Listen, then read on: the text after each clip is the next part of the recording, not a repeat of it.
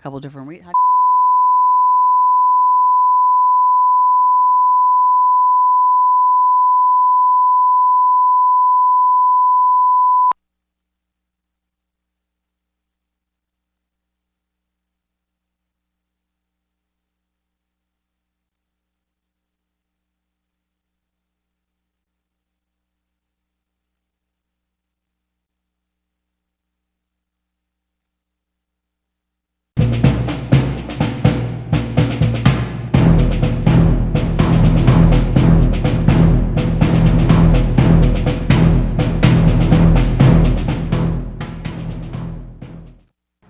Hello, and welcome to We the Village, produced by Ron Hall, and I'm your host, Sharonda Allen.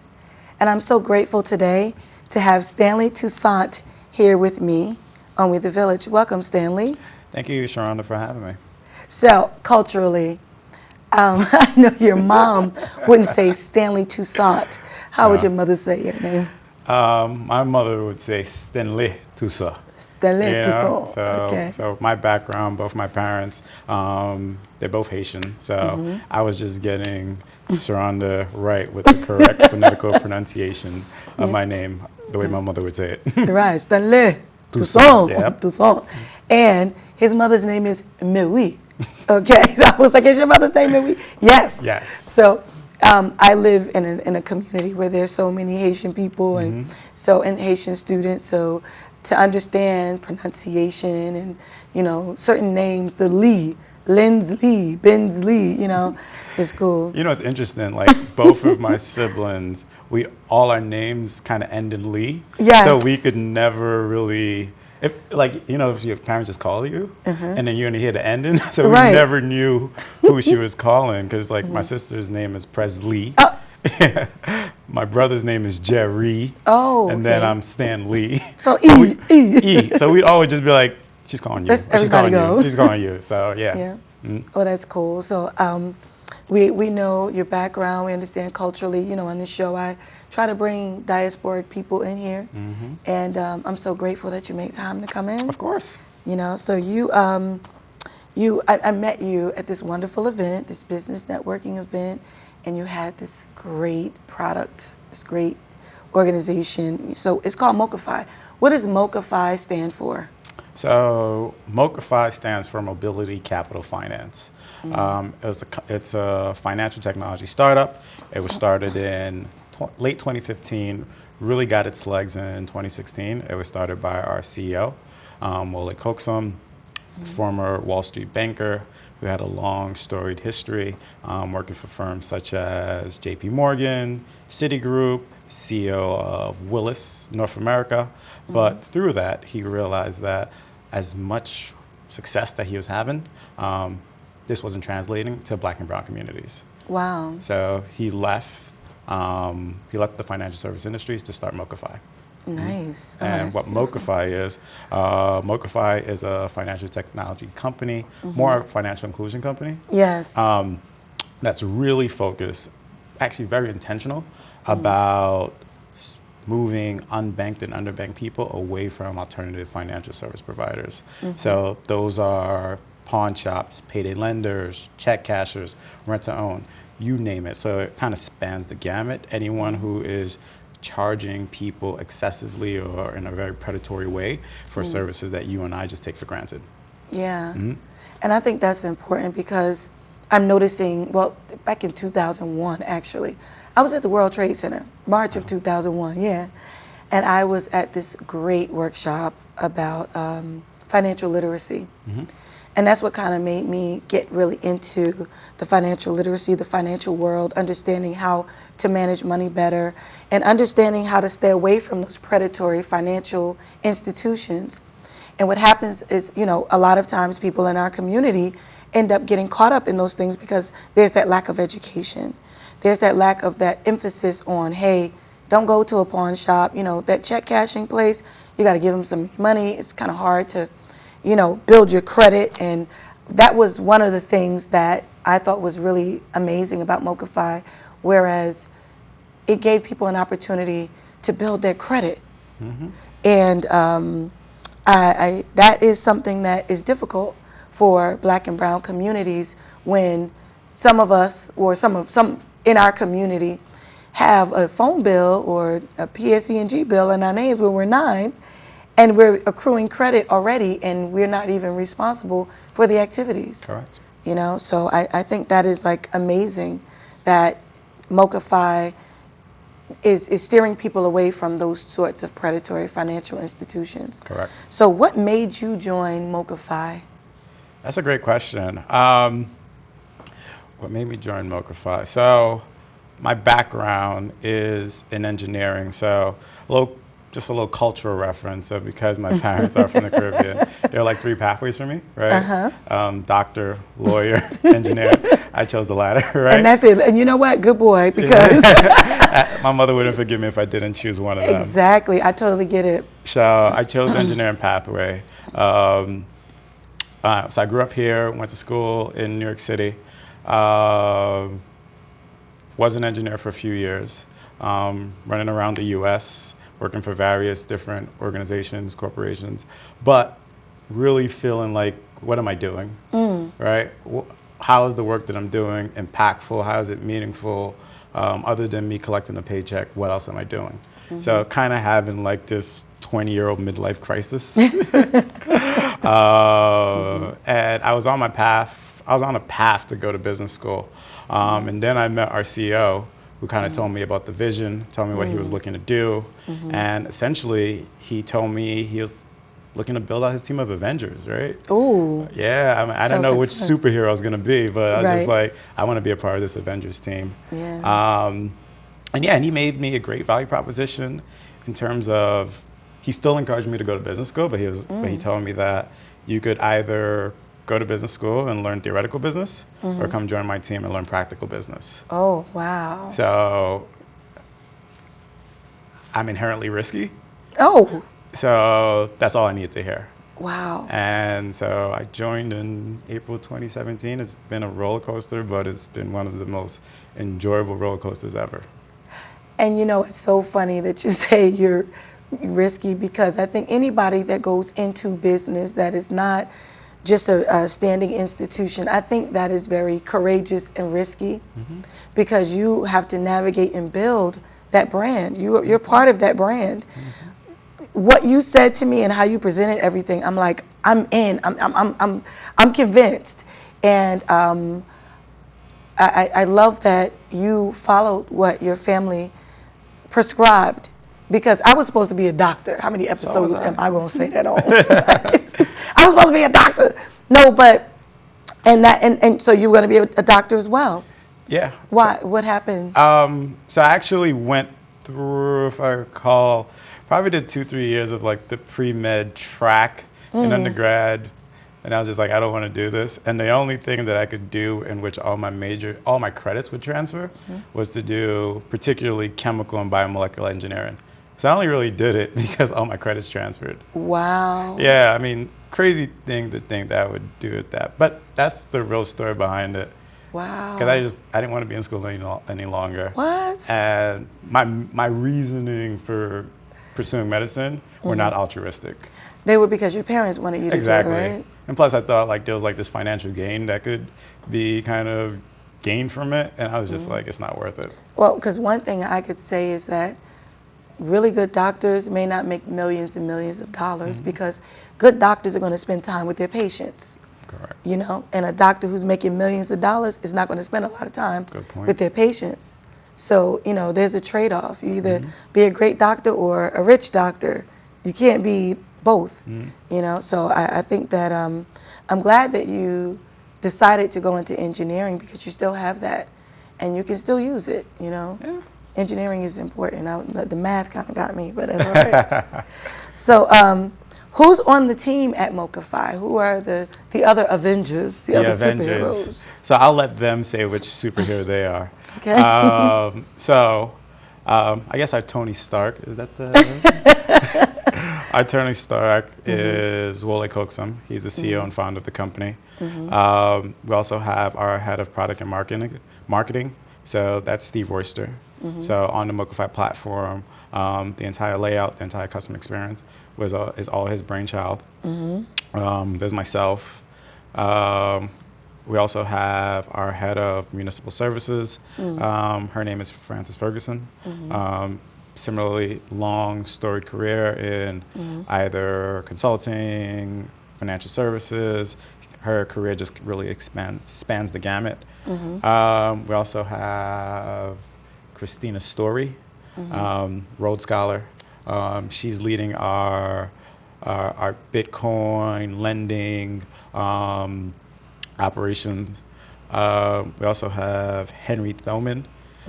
He's our chief legal counsel, also our chief compliance officer, and he ran Rushcard. He was the chief legal officer for Rushcard. So you have someone who already knows this thing. Wow. Correct. And I say this thing. Yeah, you know. So I'll explain what this thing is in more detail shortly. I don't want to jump ahead. No, and it's cool because that's where it is. What makes MoCaFi different from any other prepaid card provider? Because when you say Rushcard, we know that that was a card, like we have Cash App and all that. What makes MoCaFi different from these others? So that's a great question. I think there's a few ways I can answer that. I think the primary difference is one, we want people to graduate off of our platform. Our business model is not predicated on keeping someone in perpetuity. Whereas you look at Rushcard or other prepaid card providers, either it be their fee structure or either it be them not having any ancillary products to kind of move people along the financial, like not providing real tools to kind of enter the financial mainstream. Their business model was predicated on charging high fees, essentially just nickel and diming people. Whereas our product kind of does away with that.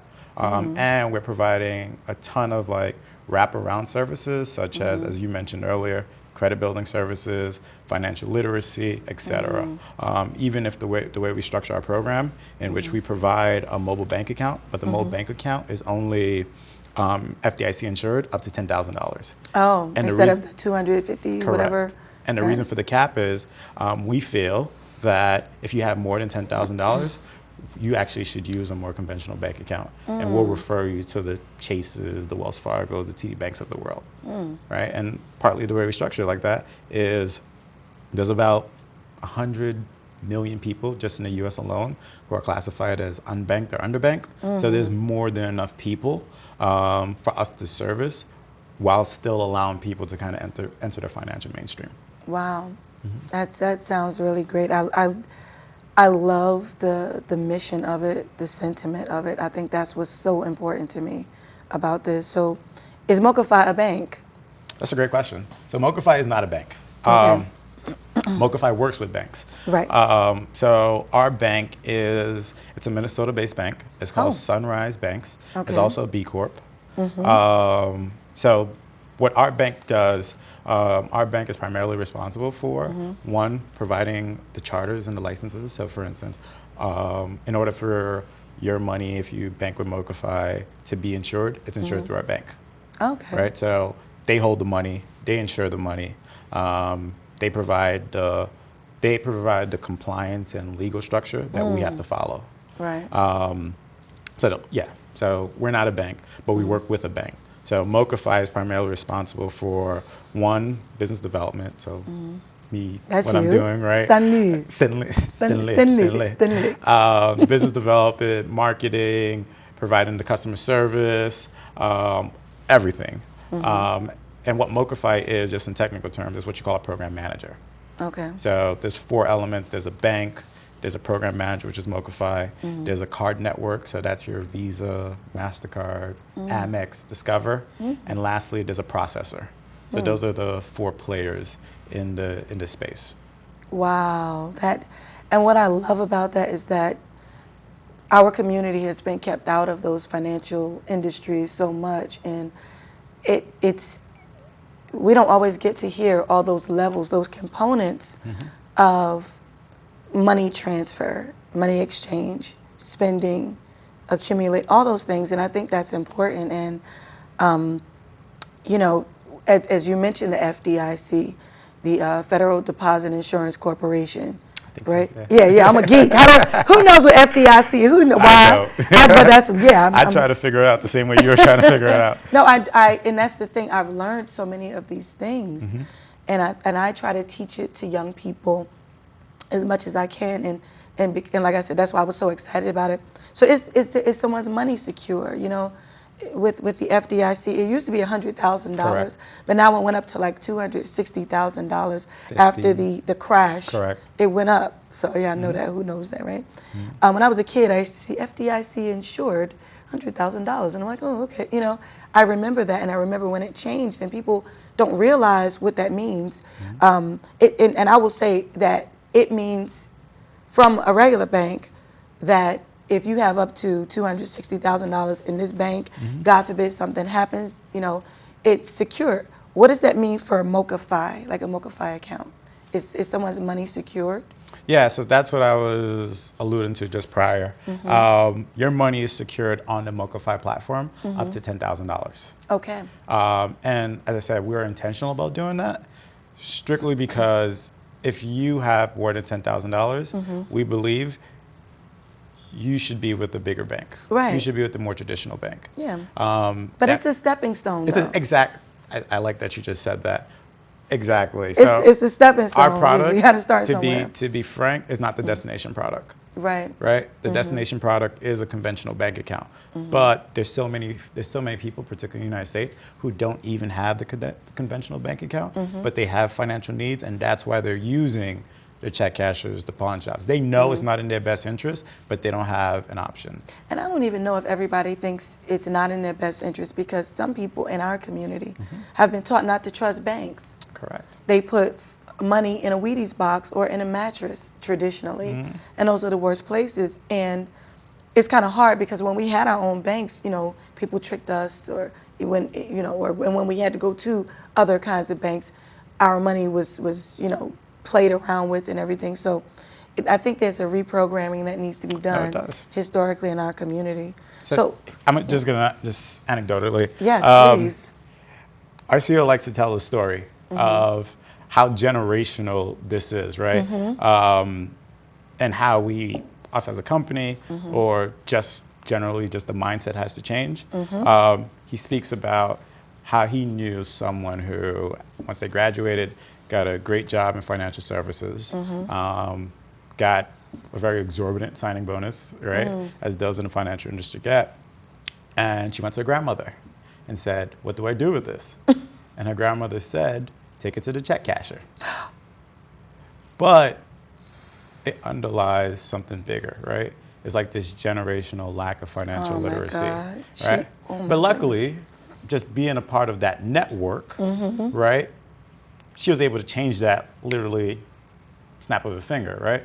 But if you just think people who haven't been privy to the education she has, the resources, the employment that she has, right? And then they go down like essentially this rabbit hole, right? Of over the course of their life, just kind of giving their money away to these alternative financial service providers. Wow, and that's something, because with that amount of money, I thought you were going to say mattress, but like, wow. And then just have the money around, you know, not even to find the best bank, find like a mobile banking at a bank with like a virtual wallet. Well, you have to even think, I mean, he told me this story, so he's older than me. So this is even before mobile banking or anything like that. Right. I remember when the bank would close and that was it. Yep. And you couldn't do anything except for write a check. Or just wait till Monday, if it's this weekend. Or wait till Monday, and then a lot of kids don't even know what a check looks like. They don't even know how to write a check. It's crazy. All right, so who are some of the MoCaFi partners? So that's a great question. So we have a few. So we're a startup. We're always looking to grow. And rather than recreating the wheel, right, we get great partners, right, to help us in our journey. So some MoCaFi partners, one is MasterCard. Okay. So our MoCaFi card is a MasterCard branded card. So we get to take advantage of the amazing technological capabilities of MasterCard. MasterCard's marketing machine, as well as we kind of tag team a lot of business development efforts. So MasterCard has been an amazing partner. As you also spoke about, we also have some very innovative credit building products. And one of our premier partners is Equifax. Oh, yes. Yeah. So Equifax has been an amazing partner as we look to make rent reporting. So I'll kind of say what rent reporting is shortly. But as we begin to kind of make sure those who have no credit or either their credit score are subprime, that they begin to kind of, one, get visibility, or two, able to kind of build their credit to scores that are prime or either non-prime or prime scores. Okay, so, well, let's talk about rent reporting. Let me skip to that. What is that about? So rent reporting is, just very simply put, it's using people's monthly rental payments and reporting it to the credit bureaus. Like right? Equifax that you're connected to. Equifax, the TransUnions, the Experians of the world. And why is that so important is because when you think about it, rent tends to be most people's largest monthly expense. Yeah. Right? But it's, some may think that it's being counted, but in fact, it's not. Right? But adversely, if you didn't report, if you didn't pay your rent, it would be reported against you as a negative. Yeah. So I would say, so does that result in an increase in your credit score if you're using MoCaFi to pay your rent? Yeah. So on average, we see anywhere from a 30 to a 50-point increase in an individual's credit score just by beginning to pay their rent. And actually the really good thing about rent reporting is renters have the ability to kind of report historical payments, so up to 2 years back. Okay. So just some information, your users may not care, right? But what shows up on your credit report is like trade. Oh, okay, great. So trade lines. Okay. Right? And essentially a trade line is just a history of whether it's a loan, whether it's a home loan, car loan, credit card, revolving payment, whichever. It's a history of like how you have paid or just your activity over time for that trade line. So the more activity, the better. Right. Right? So if somebody started using our platform in we're in November, so November, December, do I know it? November, December, January. So they have 3 months of history, right? But just imagine how much stronger and more robust it would be if you had from November 2017 on through November 2019. So users who are willing to provide a more fuller, more fulsome credit file or rent reporting file, they see even larger gains. I love it. I mean, I think that's a great way to improve our credit, profile. And and speaking of that, I know you're working in the Newark community. How are you helping or aiding in the economic development efforts in Newark? So that's a great question. So we're aiding in the economic development efforts in a few ways. Some that I could talk about, some I can't really talk about. Don't spill the beans. Listen, keep it secret. But why would you go to Newark? Why Newark? Why are you working with Newark? So that's a great question. So the initial impetus for coming to Newark was primarily because we received an investment in our company from NVP. So NVP is Newark Venture Partners. It's a venture capital firm that's based in the Audible building in downtown Newark. So part of the stipulation of receiving an investment was that we had to move our people and operations to Newark to take part in the cohort or this accelerator. And it was great. We had a ton of sales resource, government resources from Audible's public policy team, Audible's public policy team. So there's a ton of resources. Right. But while there, we realized that something really cool is happening in Newark, right? It's literally like this renaissance, right? And particularly a Black renaissance that's happening. And just as a company, strategically, we wanted to be a part of it. Right. And particularly with the work that we're doing in a community that's like historically has been disenfranchised. And when you think about the work that we're doing, we just predatory institutions all over the place. A city of renters. New York is 70% renters. So if you think about our offering, our product, we wanted to kind of strategically be placed here so we could help Newark. Either if you want to stay a renter, help you be a renter, but also help you thrive. And those with aspirations for home ownership, we want to be strategically placed to help you on that pathway to home ownership. Yes, and I believe that this program is like so perfect. Like I was looking on the app, because I got the app myself. Okay. And I'm like, every day there's a different financial tip. And I think that's important. And you don't always see that on, financial, information. It's like, okay, I know. And they were supposed to have done that. That was part of like with the bank bailouts. Okay. Everybody's supposed to do that. I was able to have lunch with Ben Bernanke and lunch again with Mary Jo White. Ben Bernanke was the Fed chair, and Ben Bernanke was the chair. Mary Jo White was the chair of the SEC. Okay. Because I was in this Euronext program as an educator back in 2013. Oh, cool. And like I said, I learned about a lot of this stuff. I don't work in it because I know where I'm supposed to be, what I'm doing, but I try to guide the young people into these things. And I think that's very important. I mean, the work that you guys are doing, the way you know this is amazing. So where do you see MoCaFi in like the next 5 years based on being in Newark and you have all this? And I feel like with all the business incubators and all that, you have a lot of support. Where do you see MoCaFi in 5 years? First thing, we're still around. Yes, hope so, yes. I mean, we are a startup, so nothing is certain about that. But I'm gonna put my optimist hat on. That MoCaFi is working with various cities throughout the U.S., helping them address their economic and community development goals. We're helping small businesses increase small business spending. We're providing viable pathways for people to move into homes, right? Because we still feel that home ownership is a great asset builder, right? So we want to be part and parcel to that. In 5 years, we're hoping to expand and grow our team right here in Newark. And we're looking to partner with like-minded organizations such as We the Village or any financial institutions, nonprofits, not-for-profits, so not-for-profits, community-based organizations, affordable housing property managers, landlords, housing authorities, anyone who truly is committed and involved in this space and looking to make an impact, particularly for Black and Brown communities. We want to partner with you. I need to make sure you talk to some people in East Orange. We actually are already. Oh! Beautiful. Yep.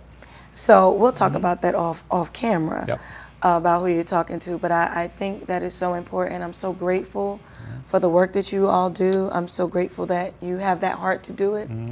Even though you are trained as an engineer, I hope your parents are happy and proud. Maybe. No, what? About this? That whole, my son is an engineer, never lets them go. Like, business doesn't have the same ring to it. Listen, I think you're doing a No, beautiful but they understand thing. that. I appreciate it. Yeah, I love it. Thank you so much, Stanley, for coming on my show, It was a We pleasure. the Village. Thank you So much. And thank you all for tuning in to We the Village.